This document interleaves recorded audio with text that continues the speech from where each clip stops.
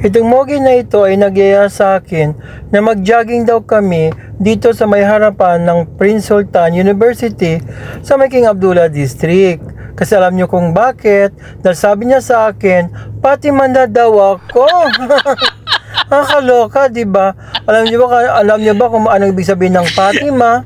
Ay di Fati, mataba na daw akes. Kaya kailangan ko daw sumama sa kanya para mag-jogging-jogging daw kami. Kaya ito ang tita nyo. Ay, hindi makatanggi. Siyempre, ganoon talaga pag nagmamahal ka. Ayan ang Mogi, pa-jogging-jogging siya. At ang tita nyo naman, ay di rin patatalo. Ay, kaya dyan lang kayo, abangan nyo ang vlog na ito.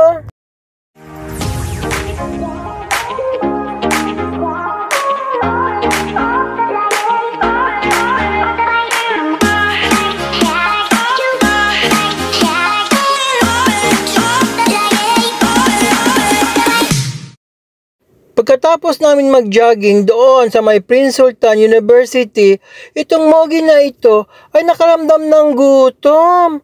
Sabi niya sa akin, halika, mag-breakfast tayo.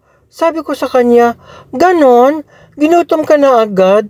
Oo naman. At saan mo ba gustong mag-breakfast? Abang, sabi daw sa akin, ikaw nang bahala. Ay, di putang Mogi na ito talaga.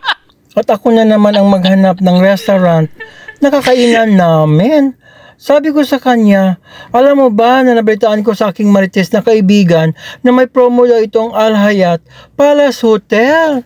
Sabi niya talaga, halika doon na tayo. So ito na guys, samahan nyo kami ni Mogi at itutour namin kayo sa loob ng Al Hayat Palace Hotel. Ito ang matatanaw ninyo pagpasok nyo sa loob ng hotel. Ano pa bang aasahan mo? Siyempre, bongga naman talaga ang interior designing kapag hotel na ang pinag-uusapan. Tingnan nyo naman, oh, ang ganda-ganda ng kanilang mga interior. Ang ganda-ganda ng kanilang mga sofa, social, diba? Ang luwag-luwag ng kanilang hotel at ang linis-linis, ang ganda-ganda. Kaya kung gusto mong magkapiling sosyal, dito ka na mag-breakfast.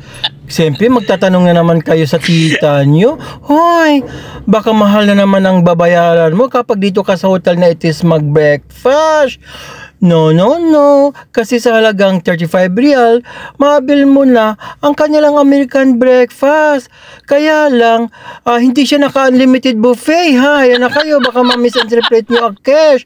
Naka-table seating siya. At sana bang Mogi na ito? At nahanap ko na naman, ayan si kabayan. Ayan pala ang Mogi na ito.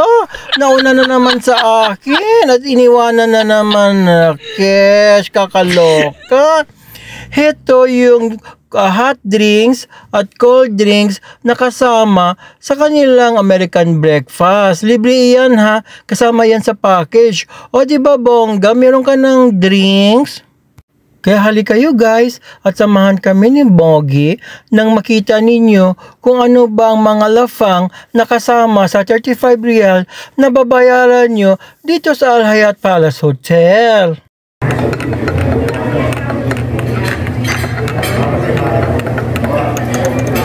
Halina kayo at samahan kami ni Mogi na lafangin ang kanilang American breakfast. Hayan si Mogi, nilagok na kaagad ang kanyang coffee latte. At ito ang matitikman nyo sa kanilang American breakfast. May pancake na kayo dyan, may ham, may brownies, may hot dog. O diba? Complete package talaga. Ewan ko na lang sa inyo kung di pa kayo mabubusog niyan, ha? Ito nga si Mogi, oh. Tignan nyo. Sarap na sarap siya sa kanyang hotdog, diba? Sige lang Mogi, magpakabusog ka. At ito na naman ang tita nyo. Hoy! Inuna ko kaagad nilang takan ang kanilang hotdog. Alam nyo naman ang tita nyo. Hoy! Paboritong kainin kapag hotdog.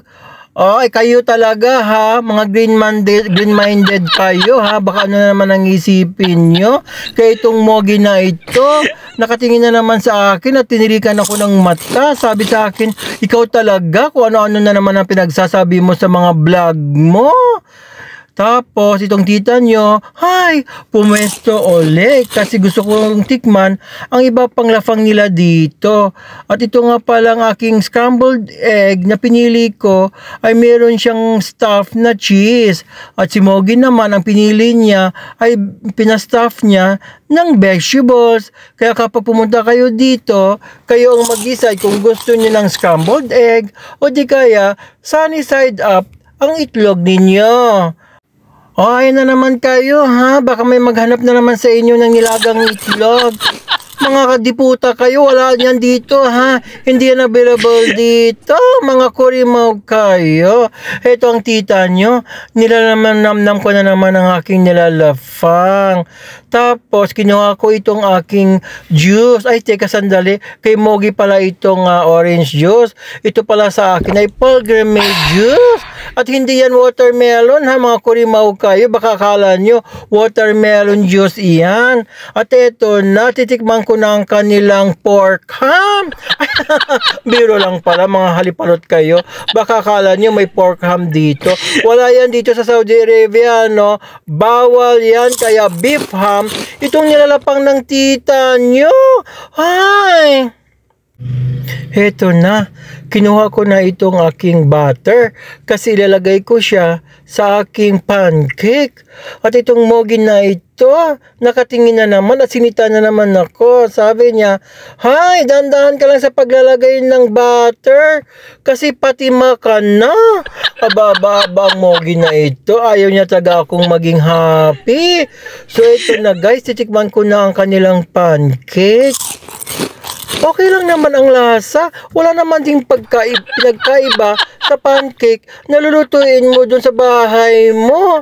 Eh, syempre naman, kung gusto mag-feeling social, ay dito ka na lang kumain. Tas ito na, titikman ko na din ang kanilang brownies. OMG, ganun din.